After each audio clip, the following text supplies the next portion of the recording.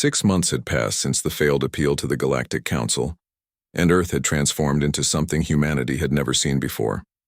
Every nation on the planet had united under a single purpose: survival. President Helen Carter stood at the podium in the United Nations Assembly Hall, addressing not just the delegates before her, but the entire human species watching from across the solar system.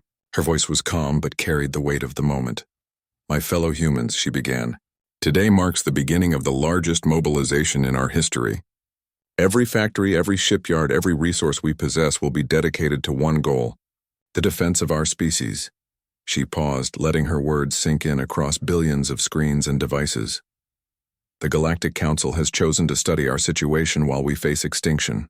They have abandoned us to our fate, but we are not a species that waits quietly for death. We are builders, we are fighters, and we will show the galaxy what humanity can do when our backs are against the wall." Admiral Scott Baker watched the speech from the bridge of the carrier Defiance, currently in orbit around Mars. He was a man who had spent 40 years in the military, fighting pirates and settling disputes between colonies. But nothing in his career had prepared him for this. The solar defense fleet was growing every day. Every civilian ship that could be retrofitted with weapons was being brought into service. Luxury liners became troop transports. Cargo haulers became munitions carriers. Mining vessels were equipped with military-grade shields and sent to join the fleet. But it wasn't enough. The projections were clear. Even with every ship humanity could muster, they were outnumbered 5-1. The Devourers had consumed dozens of civilizations before reaching human space. Their fleet numbered in the thousands. Amy Chen rubbed her tired eyes and looked at the schematic on her screen. As chief engineer for the Defense Initiative, she had been working 18-hour days for months trying to find any advantage that could help humanity survive. The problem was simple. Human weapons were designed to fight other humans. Missiles that could punch through armor plating. Lasers that could cut through hull metal. Railguns that could shatter a ship at long range. But the Devourers didn't use conventional materials. Their ships were partially organic, grown rather than built, and they seemed to regenerate damage almost as fast as it was inflicted. "We need something new," she said to her team, "something they haven't seen before." One of her assistants, a young woman named Claire Jordan, pointed at the molecular breakdown data from the colony attacks. "What if we focus on their weakness instead of trying to match their strength?" Amy leaned forward, interested. "Explain."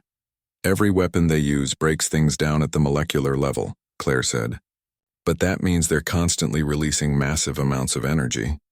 What if we could disrupt that process? Make their own weapons backfire?" It was a long shot, but it was something. Amy began running calculations, her fingers flying across the keyboard. If they could generate the right kind of interference field, maybe they could buy themselves a few extra seconds in combat. In space battles, seconds could mean the difference between life and death. Across the solar system, training exercises ran day and night. New pilots learned to fly combat ships. Veterans taught tactics to fresh recruits. Everyone knew the statistics. Everyone knew the odds. But no one talked about surrender. Jake Morrison had been promoted to captain and given command of the Valiant, one of humanity's newest and most advanced warships. His crew was the best the military could assemble. Ben Clark handled tactical operations with the precision of a master chess player. Kate Murphy could make weapons systems sing like instruments in an orchestra. Chris Lee could navigate through an asteroid field blindfolded, but Jake knew that skill and determination wouldn't be enough. The Devourers had destroyed species far older and more advanced than humanity. Civilizations that had mastered technology humans couldn't even understand. What chance did they have? "Captain," Ben said one day during a training exercise, "can I ask you something?" "Go ahead," Jake replied. "Do you really think we can win?" Jake was quiet for a moment. He thought about lying, about giving his crew false hope. "But they deserve the truth." "I don't know," he said finally. "But I know we have to try. Because if we don't, who will? The Council certainly won't help us. Every other species that faced the Devourers was destroyed because no one stood together to fight them. Maybe humanity will be destroyed too, but at least we'll go down fighting. At least we'll make them work for it." Ben nodded slowly. "That's good enough for me." While the military prepared for war, scientists raced to understand the enemy. Dr. Greg Foster led a research team that studied every piece of data recovered from the Devourer attacks: satellite footage, radiation readings, molecular residue from destroyed colonies, anything that might give them an edge. Late one night, Greg made a discovery that changed everything. The Devourers avoided certain types of radiation, not the common kinds that existed naturally in space, but specific wavelengths that were extremely rare. When exposed to this radiation, the Devourer ships seemed to slow down, their movements becoming less coordinated. He immediately sent his findings to Amy Chen and Admiral Baker. It wasn't much, but it was something. If they could generate this radiation during combat, it might give them a fighting chance. Amy's team went to work immediately, designing emitters that could produce the necessary wavelengths. They were bulky and power-hungry, but they worked. Every ship in the fleet began receiving the upgrades. Meanwhile, Lisa Grant made one final attempt to reach the Council. She broadcast a message from Earth, showing the preparations humanity was making, the factories running at full capacity, the ships assembling in orbit, the soldiers training for a battle they might not survive. "We asked for your help," she said to the camera, knowing the message would reach the Council station weeks later. "You chose to form a committee, so while you deliberate, we prepare. While you study, we build. And when the Devourers come, we will stand alone." She paused, emotion creeping into her voice. "But know this. If humanity falls, the Devourers will not stop. They will continue through the galaxy, destroying world after world.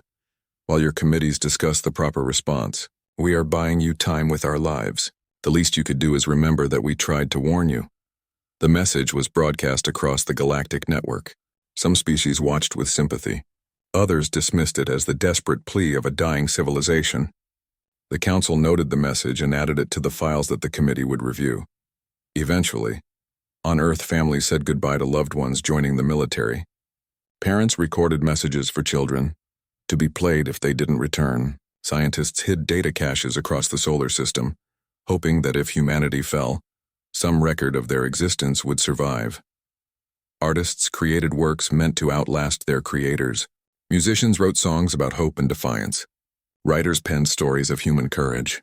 It was as if the entire species knew this might be their last chance to leave a mark on the universe.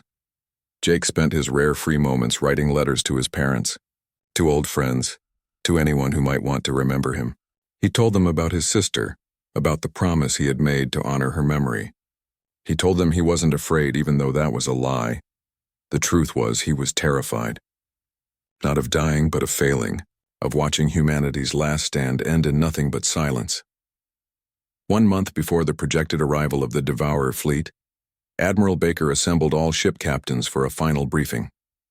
800 vessels filled the space around Earth, the largest military force humanity had ever assembled. It still wasn't enough. "We're going to make our stand at Neptune," Baker announced.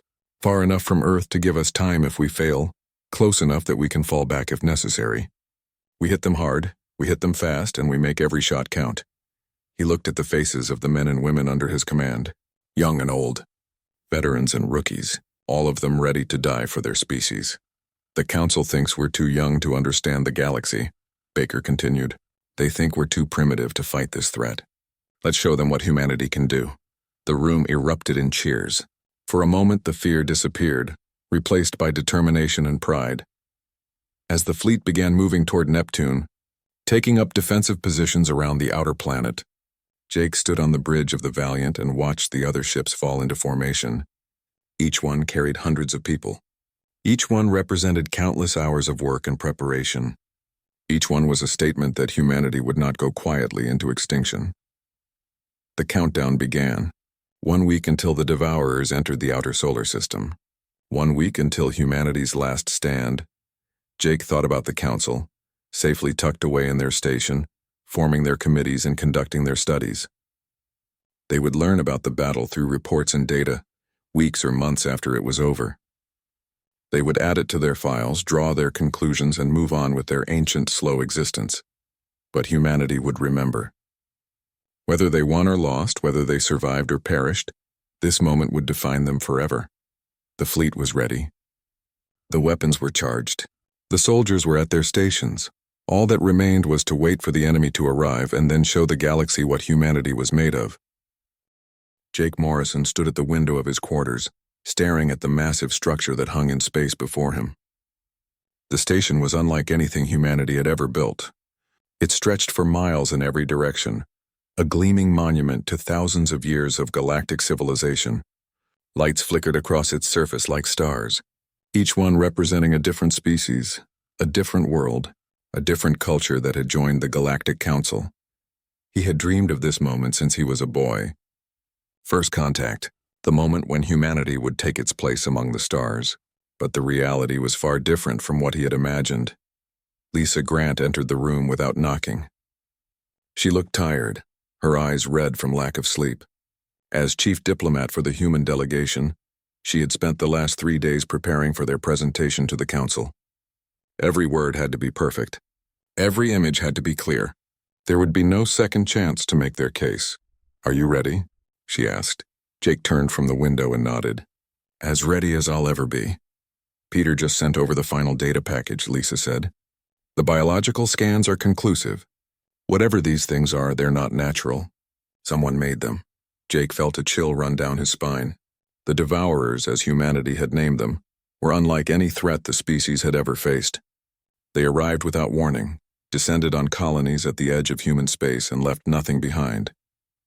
No survivors, no buildings, no trace that life had ever existed on those worlds at all. 3 colonies had fallen in the last 6 months. Over 2 million people had simply vanished, turned to dust by weapons that humanity couldn't begin to understand. The fleet had detected the enemy ships moving deeper into human territory, and every projection showed the same result. Earth itself would be in range within 18 months. "We need to make them understand," Jake said quietly. "We need them to act now." Lisa looked at him with sympathy. She knew what he was thinking. His sister had been on the colony at New Boston when the Devourers arrived. The last transmission from the surface had been her voice screaming for help that would never come. "I know," she said, "but these people have been around for thousands of years. They move slowly. We have to be patient." "We don't have time for patience," Jake replied. An hour later, Jake stood in the council chamber, looking out at the assembled representatives of 300 alien species. The room was enormous, designed to accommodate beings of every size and shape imaginable. Some sat in pools of liquid, others floated in bubbles of gas. A few existed only as patterns of light, their consciousness housed in crystalline matrices.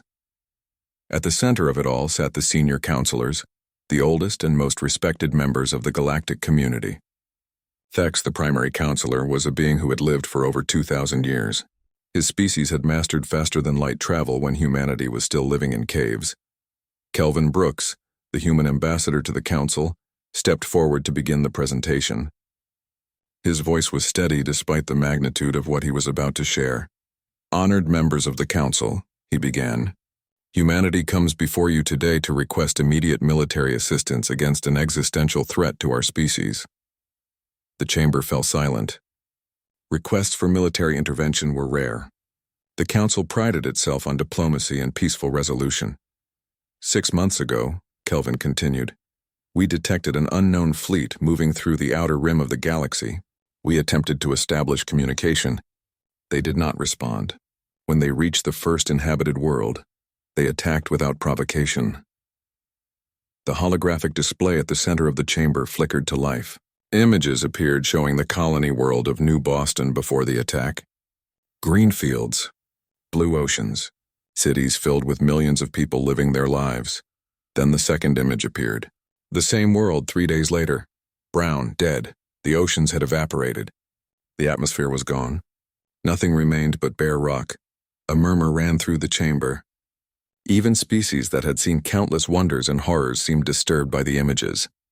"This is not an isolated incident," Kelvin said. 2 more colonies have suffered the same fate. We have designated the attackers as the Devourers. Our analysis suggests they are not a natural species, but rather some form of weapon or tool created by an unknown civilization. Peter Hayes stepped forward, his hand shaking slightly as he prepared to present his findings. As humanity's leading xenobiologist, he had spent weeks studying every scrap of data recovered from the attacks. The technology they employ breaks down matter at the molecular level, Peter explained. It's not an explosion or a conventional weapon. They simply unmake everything they touch. Our scientists believe this is some form of advanced nanotechnology, but on a scale we cannot comprehend. More images appeared. recordings from satellites that had survived the attacks long enough to transmit data back to Earth. The Devourer ships were organic in appearance, pulsing with sickly green light. They moved in perfect coordination, covering entire continents in hours. We project that the Devourer fleet will reach the core human systems within 18 months, Kelvin said. Earth itself will be vulnerable. We have begun evacuation procedures and military preparations, but our analysis suggests we cannot defeat this threat alone. We need the Council's help. Jake watched the faces of the Council members as Kelvin made his plea. Some seemed concerned. Others appeared bored, as if this was just another minor crisis on the frontier. Thex, the senior counselor, sat motionless, his ancient eyes revealing nothing. When Kelvin finished his presentation, the chamber erupted in conversation. Hundreds of species speaking in languages that the translation devices struggled to keep up with. After several minutes, Thex raised one long, thin hand and silence fell. "Young species of Earth," Thex said, his voice deep and resonant. "We acknowledge your concern.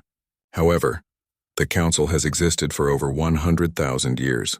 In that time, we have witnessed countless threats. Empires rise and fall, plagues sweep across the stars, dark forces emerge from the void, and always the Council endures." Jake felt his heart sink. "We cannot commit the military forces of 300 species based on preliminary data from 3 incidents," Thex continued. "I propose that we form a committee to study this matter thoroughly. We will gather all available evidence, consult with our military experts, and present a comprehensive recommendation to the full Council." "How long will that take?" Jake heard himself asking before he could stop himself. Every eye in the chamber turned toward him. A human officer, barely a captain, interrupting the senior counselor of the galaxy. Thex regarded him with something that might have been amusement.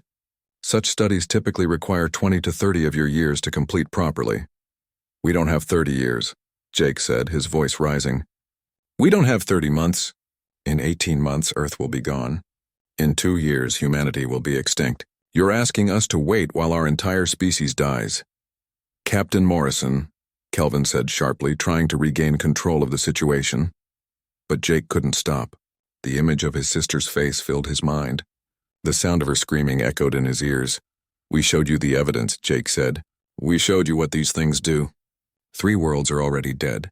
How many more have to die before you act?" Thex's expression didn't change. "Young Captain, your passion is understandable. But the Council must be cautious. We have protocols that exist for good reasons. We cannot abandon them because one species demands immediate action." "A vote will be held," another counselor announced. "All in favor of forming a study committee to investigate the human request?"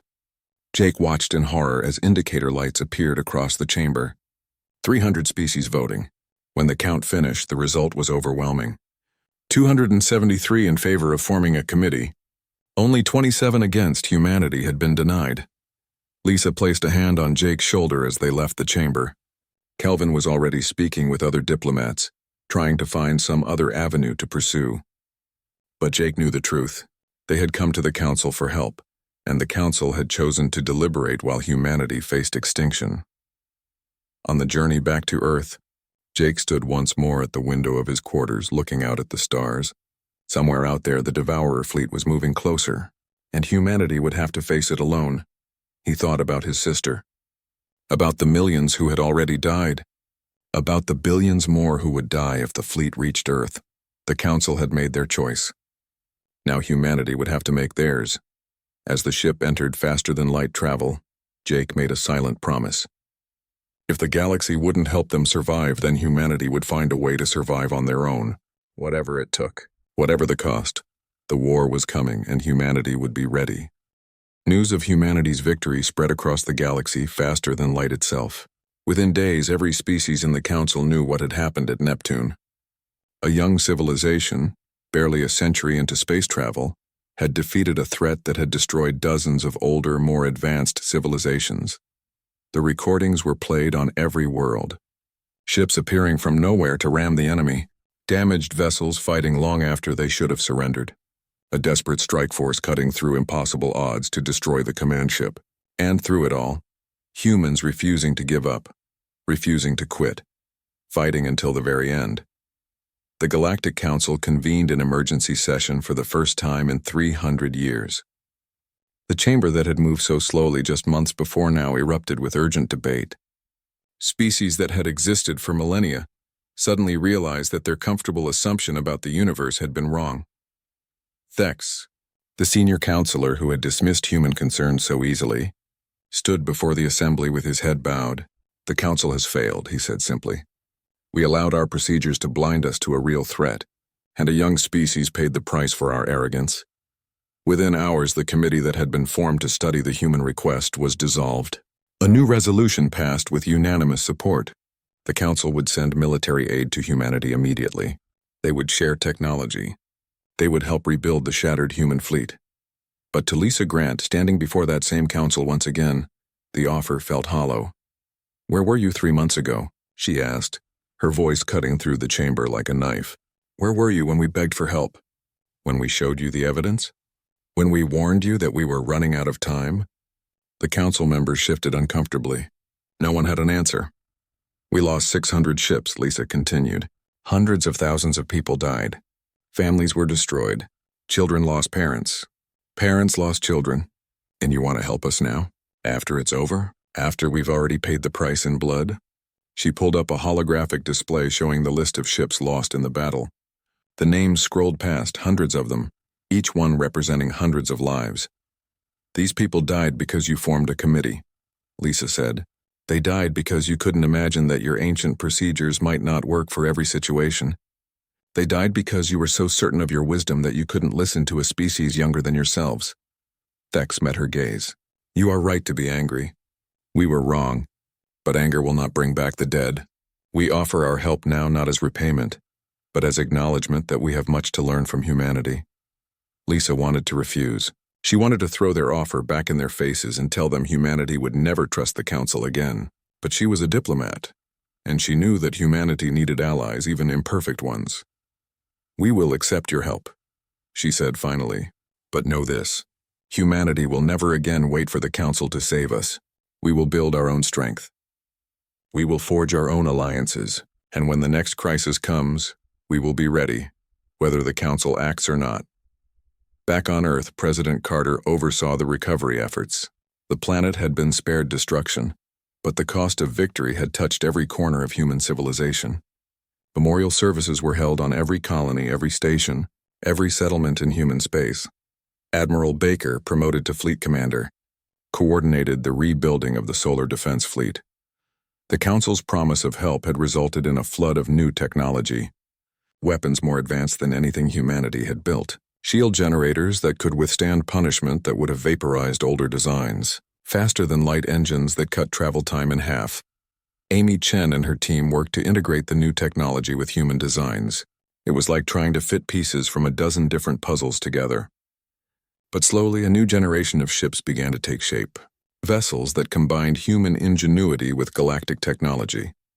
Dr. Foster continued his research into the Devourers, now with access to data from dozens of other species that had encountered them. The picture that emerged was terrifying. The Devourers weren't just weapons. They were the ultimate weapon, created by a civilization that had existed millions of years ago.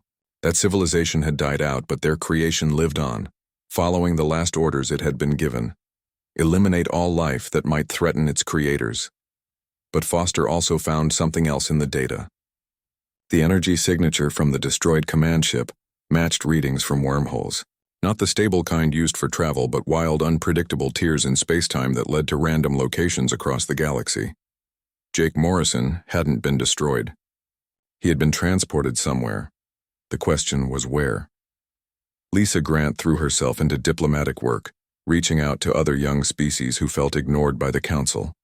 Civilizations that had been in space for only a few centuries, still learning their place in the galaxy, still struggling to be heard by ancient powers that had long since stopped listening to new voices. She found eager audiences. Species that had watched humanity stand and been inspired.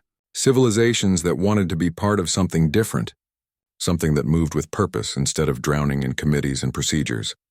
The Outer Rim Coalition was formed 6 months after the Battle of Neptune. Humanity, along with 30 other young species, signed a mutual defense pact. They would share technology, coordinate military responses, and support each other when the old powers of the galaxy moved too slowly. The Council watched this development with mixed feelings. Some saw it as a threat to their authority. Others recognized it as a necessary evolution. The galaxy was changing and the old ways weren't working anymore. On Mars, a massive memorial was constructed to honor those who fell in the battle. Every name was carved into walls that stretched for miles. Jake Morrison's name was prominent, along with the designation, Missing, Presumed Lost. His crew, the survivors from the Valiant, held their own private memorial. Ben Clark, Kate Murphy, and Chris Lee stood together, looking up at the stars, wondering if their captain was out there somewhere. "He saved us," Kate said quietly. "He made sure we got to the escape pods before the ship was pulled in." "That's who he was," Ben replied. "Always putting his people first." They didn't know that far across the galaxy, in a region of space that not even the Council had fully explored. Jake Morrison was alive. The wormhole had thrown him and the remains of the Valiant across thousands of light years in an instant. When he woke, barely conscious, emergency systems failing, he found himself in a part of space that looked completely unfamiliar. The stars were wrong. The constellations meant nothing, but he wasn't alone. Ships appeared around the drifting Valiant. Not Devourer ships, not Council ships. Something older. Something that moved with a grace and purpose that spoke of technology far beyond anything the galaxy knew. They brought him aboard, and Jake found himself face to face with beings that had been hiding for so long that most of the galaxy had forgotten they existed. The Ancients, they called themselves. Civilizations that had survived previous Devourer invasions by going into hiding, retreating to the far edges of the galaxy, and watching from afar as younger species rose and fell. They had seen humanity's battle. They had watched recordings of the desperate stand at Neptune, and for the first time in millennia they were impressed. "You fought well," Eldest said, the leader of the Ancients.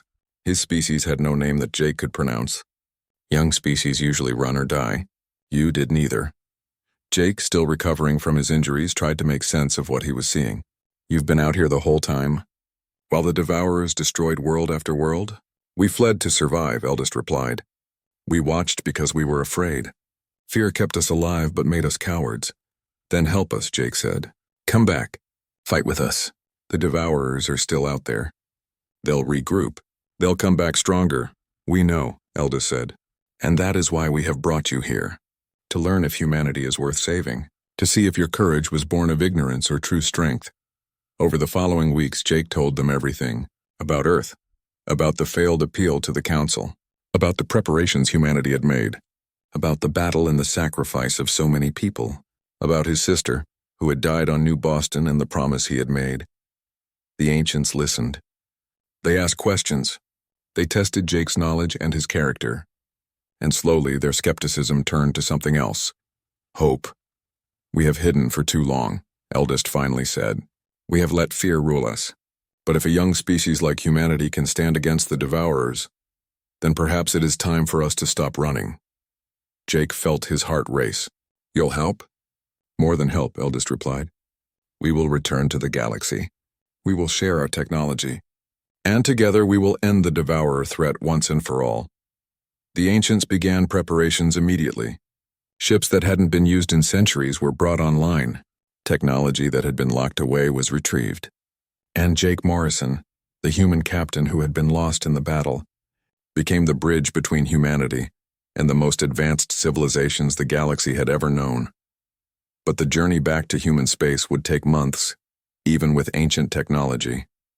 And in that time, Jake could only hope that Earth was still standing, that the Devourers hadn't returned, that his sacrifice at Neptune had bought humanity enough time.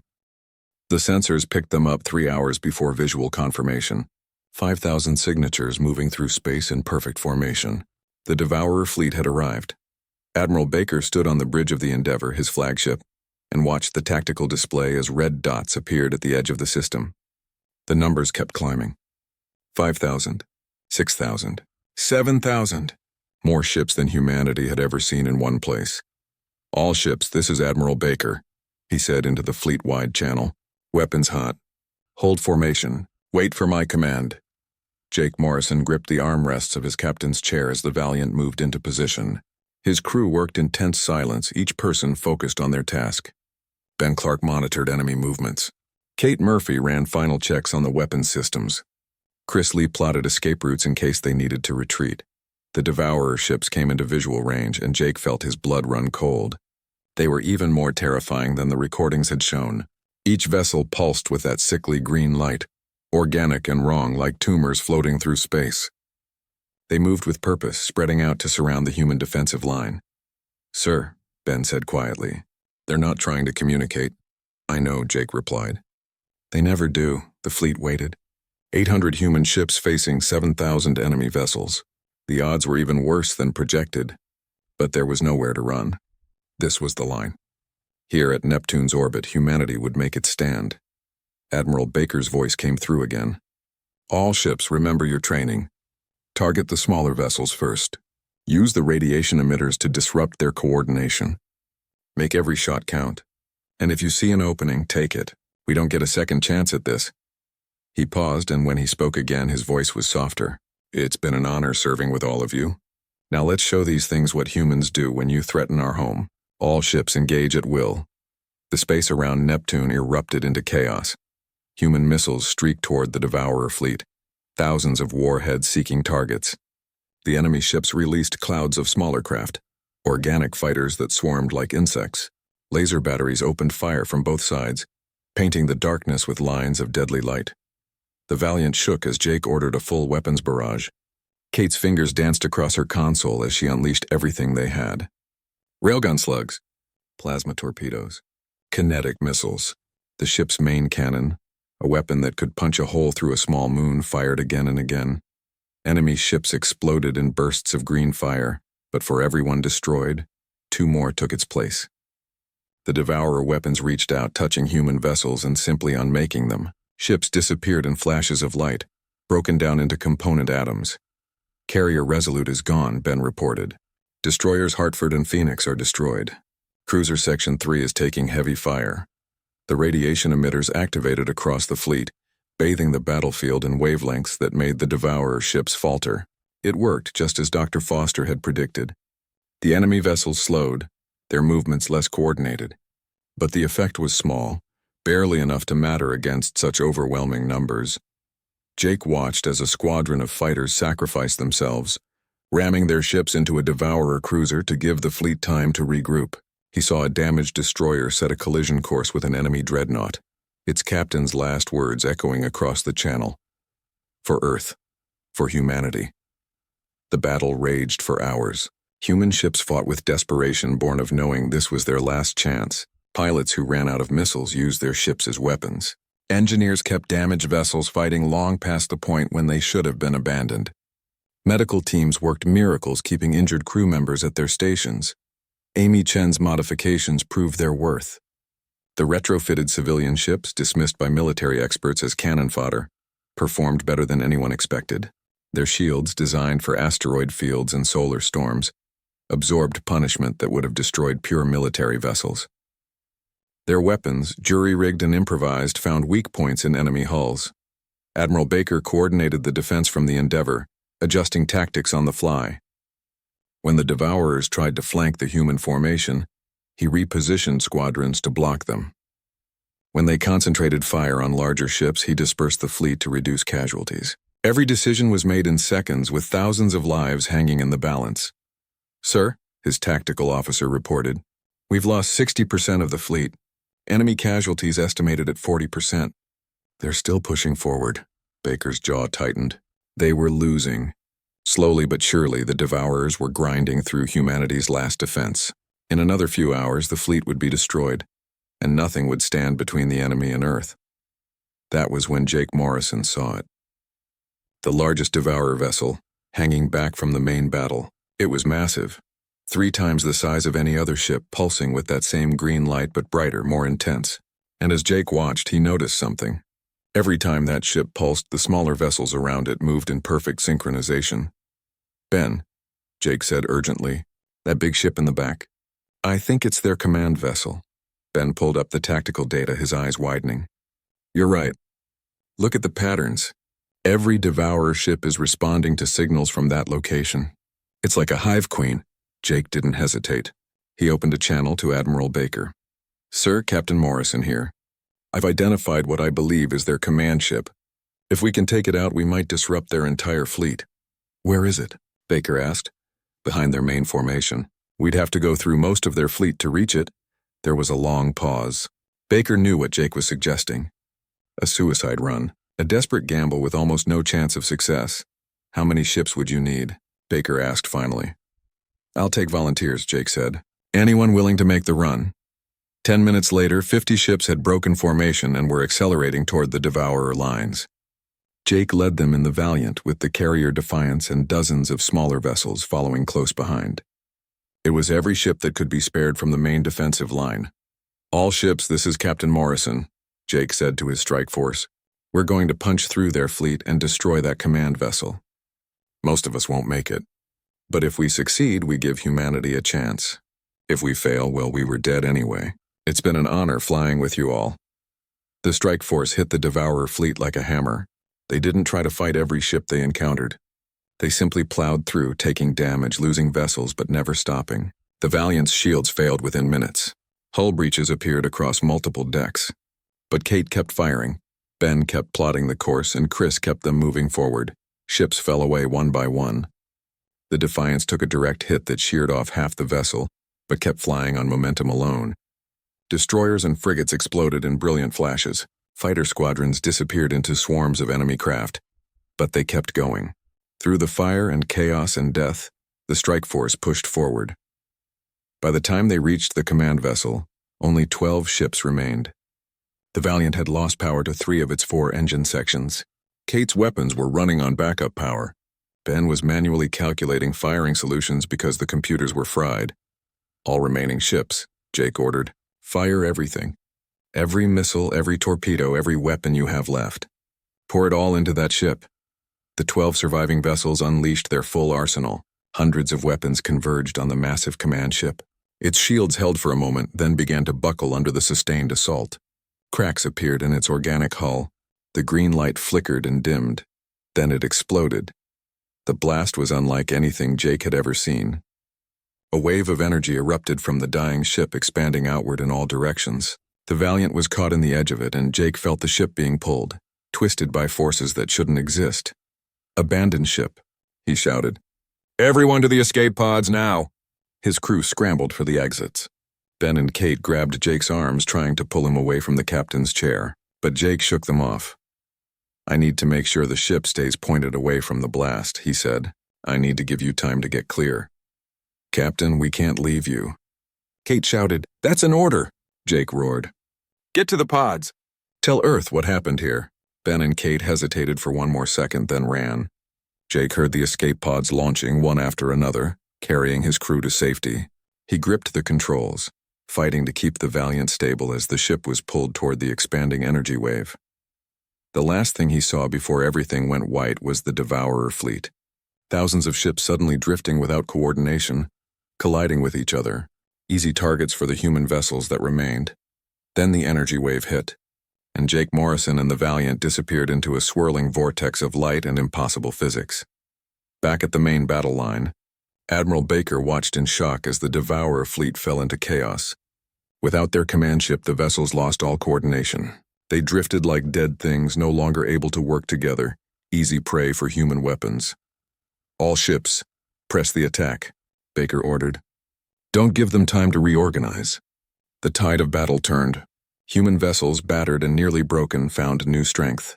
They tore through the disorganized enemy fleet, destroying ships by the 8 months after the Battle of Neptune, every sensor station in the solar system lit up at the same moment. A massive energy signature had appeared at the edge of the system. Something was coming through a wormhole, and it was broadcasting human identification codes. Admiral Baker was in a meeting when the alert came through. He rushed to the command center, his heart racing. The energy signature was enormous, far larger than any ship humanity had built. For a moment, he feared it was a Devourer attack. Then the identification codes resolved. The Valiant, Jake Morrison's ship. "Get me a visual," Baker ordered. The main screen flickered, and there it was. The Valiant, battered and scarred, held together with repairs that looked nothing like human technology. But behind it, emerging from the wormhole like ghosts from legend, came dozens of other ships, hundreds. each one radiating power that made council vessels look like toys.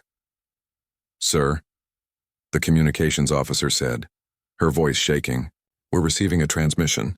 "It's Captain Morrison." Jake's face appeared on the screen. He looked older, tired, but alive.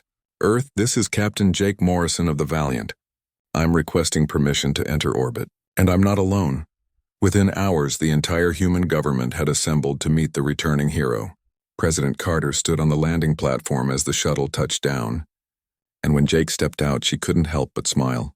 "Welcome home, Captain," she said. Jake saluted, then his formal composure broke and he grinned. "It's good to be back, ma'am." Behind him came eldest and representatives from the ancient civilizations. The beings that emerged from the shuttle were like nothing humanity had seen before. Some were energy patterns given form. Others existed in multiple dimensions simultaneously. Their very presence seemed to make reality bend around them. But what they brought with them was even more remarkable.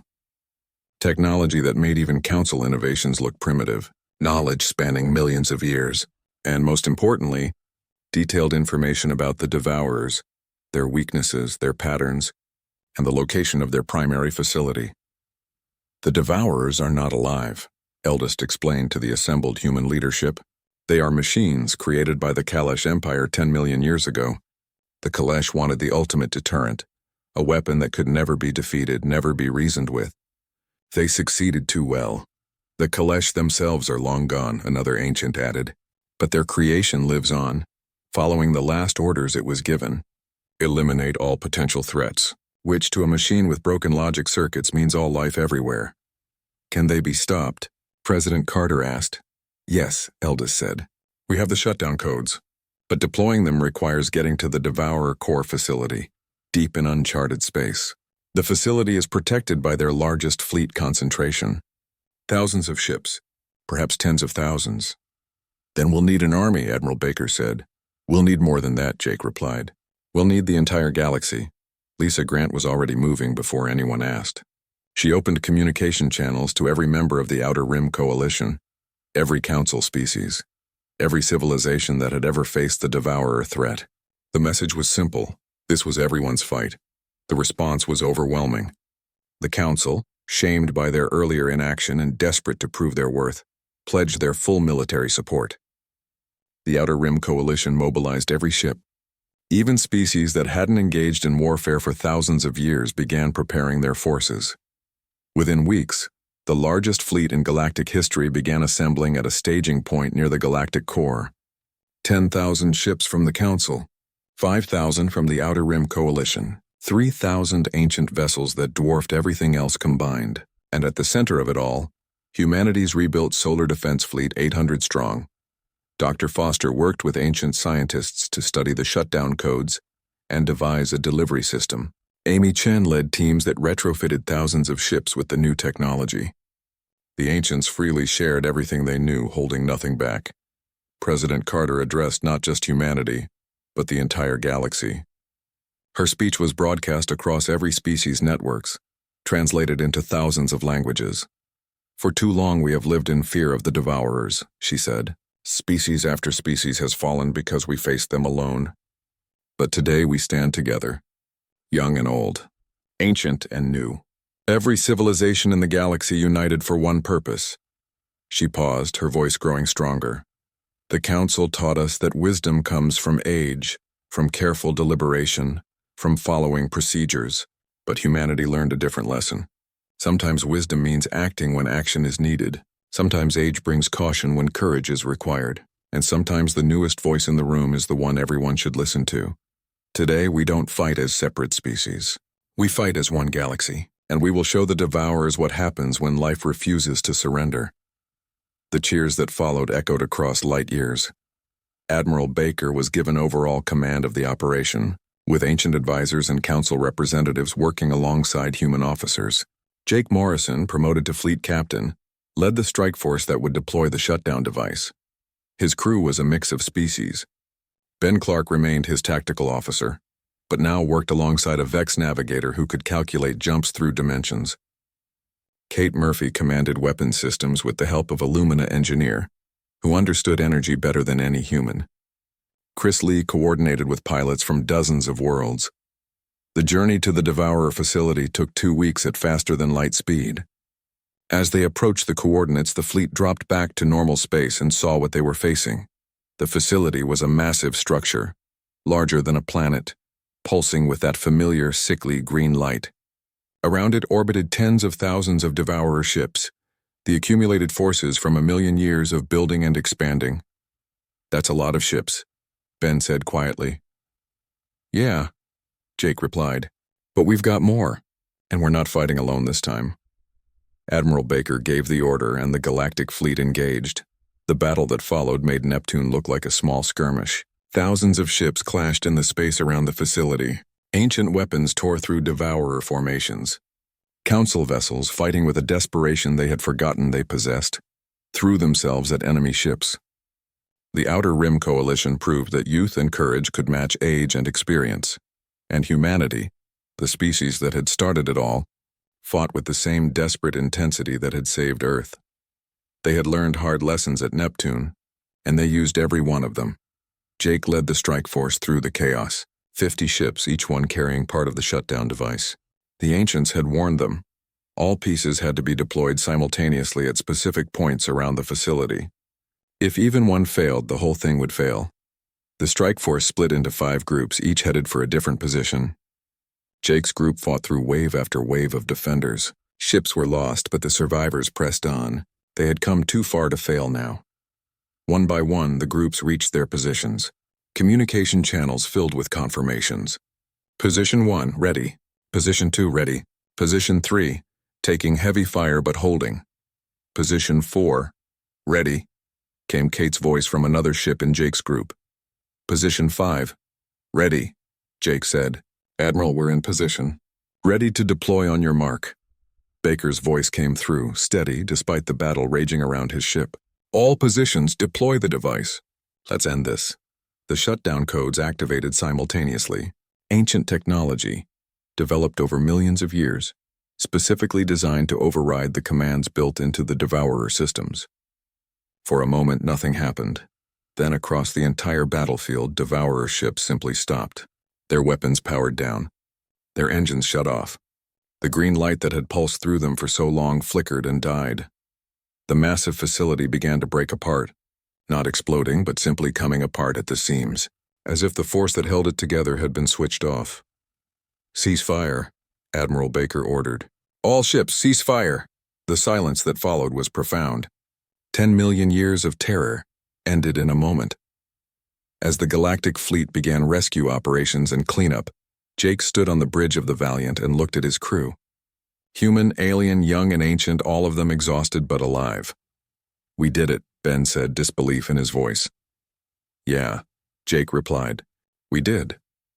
The journey back to Earth took longer as the fleet moved carefully, ensuring no Devourer vessels had been missed. But the threat was over. Every Devourer ship across the galaxy had shut down simultaneously. Worlds could be reclaimed. Lost civilizations could be remembered without fear. The victory celebration was held on Earth, with representatives from every species in attendance. The Galactic Council formally apologized to humanity, acknowledging that their procedures had nearly cost the galaxy everything. Reforms were passed, establishing rapid response protocols that would never again leave a species to face extinction alone. The ancients, after millions of years in hiding, rejoined galactic civilization. They established embassies, shared their knowledge, and began teaching younger species the lessons they had learned. The Outer Rim Coalition became a permanent fixture of galactic politics, ensuring that young species would always have a voice. And humanity, the species that had been ignored and dismissed just a year before,